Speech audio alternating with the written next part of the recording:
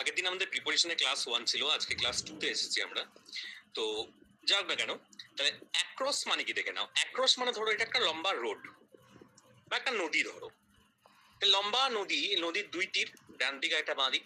এই লম্বা নদী থেকে বা লম্বা রোড থেকে রোডের এই এক প্রান্তে এইখানে একটা মানুষ আছে, এই মানুষটা যদি রোডের এই প্রান্তে আসে, রোডের এই প্রান্ত থেকে মানুষটা যদি এই প্রান্তে আসে, এটাকে অ্যাক্রস বলা হয়।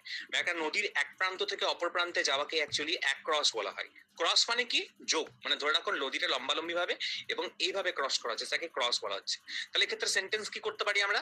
নেক্সট সেন্টেন্স এটা দিতে পারি, এ বয় র্যান অ্যাক্রস দ্য স্ট্রিট। একটি ছেলে অ্যাক্রস দ্য স্ট্রিট, মানে স্ট্রিটটাকে ক্রস করে ছিল, মানে র্যান মানে দৌড়েছিল, তাই না? এই হিসাবে। আর অ্যালং মানে কি?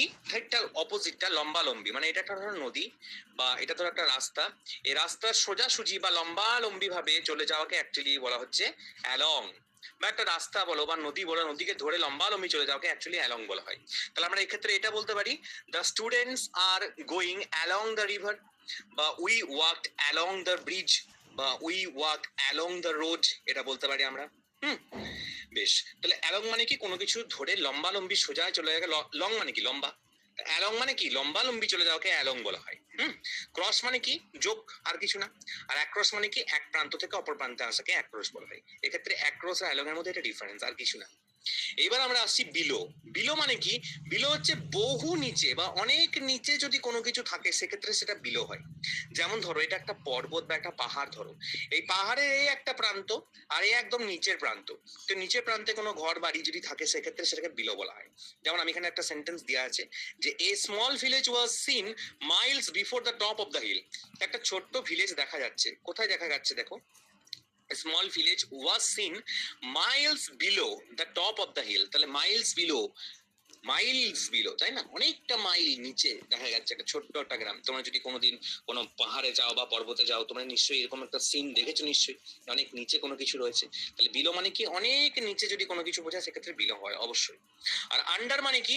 আন্ডার মানে হচ্ছে নিচে বোঝাবো, কিন্তু কতটা নিচে? ঠিক কিছুটা নিচে, তার মাথার উপর একটা আচ্ছাদন রয়েছে এবং আন্ডার রয়েছে। এখানে বলতে পারি আমরা আন্ডার মানে কি? ঠিক নিচে, একটা গাছের ঠিক নিচেই বসে থাকে আন্ডার বলা হয়। তাহলে ক্ষেত্রে এটা বলতে পারি, the man was sitting under the tree, তাই না? এক্ষেত্রে সেন্টেন্স এখানে he was sitting under a tree. তাহলে তাহলে we were talking under a tree, তাহলে আমরা গাছের নিচে কথা বলছিলাম। উই, তাহলে they were meeting under a tree, তাহলে তারা গাছের নিচে মিট করছিল, মানে দেখা করছিল, এটা বলতে পারি আমরা। আর ইন ফ্রন্ট অফ, ফ্রন্ট মানে দেখো সামনে। অনেক সময় এরকম কথা বলে না, যা বলছিস ফ্রন্টে বল ভাই, হ্যাঁ? তো সে ফ্রন্ট মানে হচ্ছে সামনে, তাহলে ইন ফ্রন্ট অফ মানে কি? কোনো কিছু সামনে থাকাকে কি বলা হয়? বলে ইন ফ্রন্ট অফ। তাই লোকটা কোথায় রয়েছে? মন্দিরের সামনেই লোকটা রয়েছে। তাহলে এক্ষেত্রে বলতে পারি, the boy stood in front of the temple. বা কোনো চার্চের সামনে যদি কেউ দাঁড়িয়ে আছে, তাহলে সেক্ষেত্রে আমরা ইন ফ্রন্ট অফ বলি।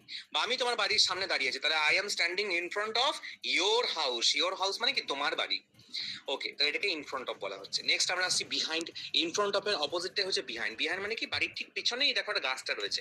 তাহলে এক্ষেত্রে এটা বলতে পারি, the tree is behind the house. তাহলে ঘরের ঠিক পেছনেই গাছটা রয়েছে, বা গাছের ঠিক পেছনেই ঘরটা রয়েছে, এটাও বলতে পারি আমরা, the house is behind the tree, তাই না?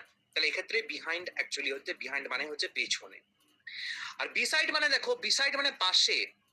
এখানে দুটো আমি তোমাদেরকে এক্সাম্পল বলবো, বিসাইড আর বিসাইডস। তাহলে বিসাইড মানে দেখো, বিসাইড মানে হচ্ছে পাশে। তাহলে কোনো কিছুর পাশে যদি কেউ থাকে, তাহলে সেক্ষেত্রে বলতে পারো বিসাইড। যেমন ধরো এটা নদী, এই যে নদী দেখতে পাচ্ছ তোমরা, এটা নদী।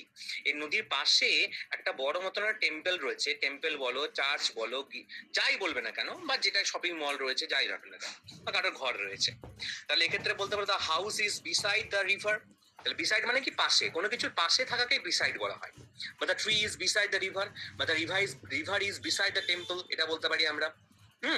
তাহলে বিসাইড মানে কি? আবার বলছি, বিসাইড মানে পাশে। আরেকটা আমরা ওয়ার্ডে আসি, BESIDES, বিসাইডস। বিসাইডস মানে ছাড়া বা ব্যতীত। ছাড়া বা ব্যতীত। তাহলে একটা সেন্টেন্স আমরা দেখে নিই। তাহলে আমরা এই সেন্টেন্স লিখতে পারি, I know English besides, I know English besides Bengali. মানে আমি, আবার বলে দিয়েছিলাম তোমাদেরকে, যখনই তুমি ইংলিশ থেকে বেঙ্গলিতে ট্রান্সলেট করবে, তখন তোমাকে পেছন থেকে সামনে আসতে হবে। তাহলে আই নো ইংলিশ মানে আমি জানি ইংরাজি, বিসাইডস বেঙ্গলি মানে বেঙ্গলি ছাড়াও, এরকম ব্যাপারটা হচ্ছে না। ব্যাপারটা হচ্ছে কি?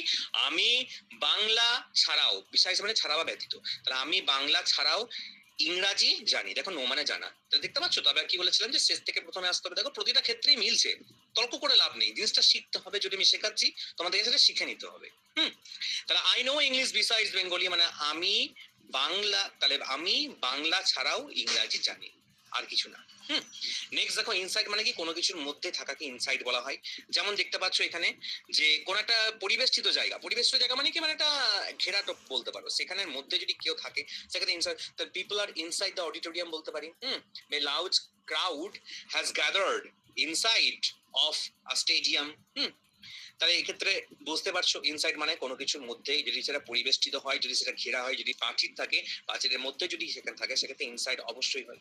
ইনসাইড মানে কি, এদিক ওদিক আর কিছু নেই। মানুষগুলো কি করে, একটা মানুষ চুপচাপ এক জায়গায় কি বসে থাকে না, সে একটু মুভমেন্ট করে, এক্ষেত্রেই এর যুক্তি, বা এক্ষেত্রেই আজকে ক্লাসটা এই অবধি আমি রাখলাম। তো আবার বলছি দেখে নাও, অ্যাক্রস মানে কি, এক প্রান্ত থেকে অপর প্রান্তে যাওয়াকে অ্যাকচুয়ালি অ্যাক্রস বলা হয়। অ্যালং মানে কি, লম্বালম্বি চলে যাওয়াকে অ্যালং বলা হয়।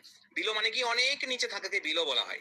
আর আন্ডার মানে কি, ঠিক নিচে থাকাকে আন্ডার বলা হয়। তাহলে বিলো মানেও নিচে, আন্ডার মানেও নিচে, ডিফারেন্সটা বুঝতে পারছো। বহু নিচে হলে বিলো, আর ঠিক নিচে হলে কি আলটিমেটলি আন্ডার বলে দেওয়া হয়।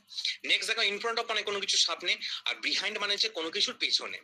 বিসাইড মানে হচ্ছে কোনো কিছুর পাশে, আর বিসাইডস কেবল এস যোগ হয়েছে, আর কিছু নেই। বিসাইডস মানে কি, ব্যতীত বা ছাড়াও। নেক্সট দেখো ইনসাইড মানে হচ্ছে কোনো কিছুর মধ্যে, যদি পরিবেশ থাকে তাহলে তার মধ্যে, সেক্ষেত্রে আমরা ইনসাইড বলবো। ওকে, আজকে ক্লাস এই অবধি, সবাই ভালো থাকো। Okay, see you all in the next video.